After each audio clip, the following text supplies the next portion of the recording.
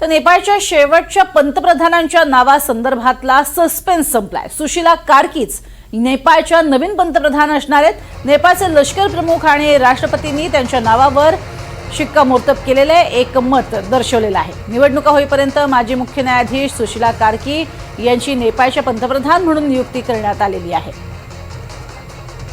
त्यामुळे जेनझींनी सुद्धा एकत्रित जी बैठक घेतली होती त्यात सुशीला कार्की यांच्या नावावरती शिक्कामोर्तब झालेलं होतं आणि आता लष्करानं सुद्धा त्यांच्या नावावरती शिक्कामोर्तब केलंय। अधिक माहिती घेऊयात राहुल कुलकर्णी यांच्याकडनं। राहुल, सुशीला कार्की ह्या आता पंतप्रधान म्हणून नियुक्ती करण्यात येत आहेत, काय अधिक माहिती? किती काळ त्यांचा हा पूर्णपणे कार्यकाळ राहील? एक तर 10 वर्षापूर्वी नेपाळचं कॉन्स्टिट्यूशन आलं आणि मधल्या 15 वर्षाच्या काळामध्ये खूप सारे पंतप्रधान बघितल्यानंतर झालेला हा सत्ता बदल आहे आणि त्यांची नवीन जी घटना आहे ते असं सांगते की माजी सरन्यायाधीशांना कोणतंही राजकीय पद घेण्याची परवानगी नाही।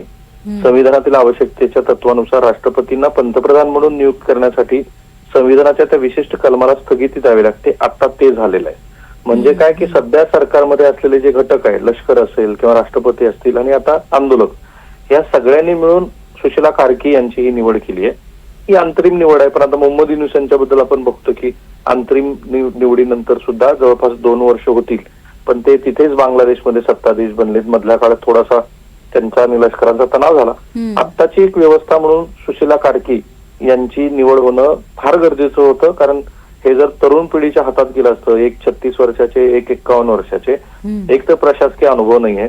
सुशीला कार्की या वकील व्यवसायात होत्या, मानवी हक्काचे खटले ते करत करत सर्वोच्च न्यायालयात न्यायाधीश म्हणून तात्पुरती जरी त्यांची नियुक्ती झाली सुरुवातीला आणि नंतर त्या कायमस्वरूपी न्यायाधीश झाल्या, तरी त्यांचा प्रशासकीय अनुभव, कायदे समजणं, घटना समजणं आणि आता त्यांची तिथली असलेली सामाजिक राजकीय स्थिती याचं पूर्ण आकलन त्यांना असल्यामुळं ही निवड फार महत्वाची। आणि त्याहून महत्वाचं म्हणजे भारतानं एक सुस्कारा सोडला असेल, कुणी उघडपणे बोलणार नाही प्रज्ञा, पण अशा निवडीमध्ये शेजारचे राष्ट्र महत्वाची भूमिका बजावत असतात, कारण ते जे तरुण होते ज्यांनी जेनझीचं आंदोलन उभा केलं त्यापैकी एक तर पूर्णपणे भारत विरोधीच होते। अशा वेळेला बनारस विद्यापीठात शिकलेल्या सुशीला कार्की या पंतप्रधान होणं हे भारताच्या दृष्टीनं महत्वाचं होतं। त्या दृष्टीनं बघता आपला काही ना काहीतरी याच्यामध्ये हस्तक्षेप असावा असं मला वाटतं आहे। अर्थात आपल्याकडे कोणतीही अशी इनपुट नाहीये।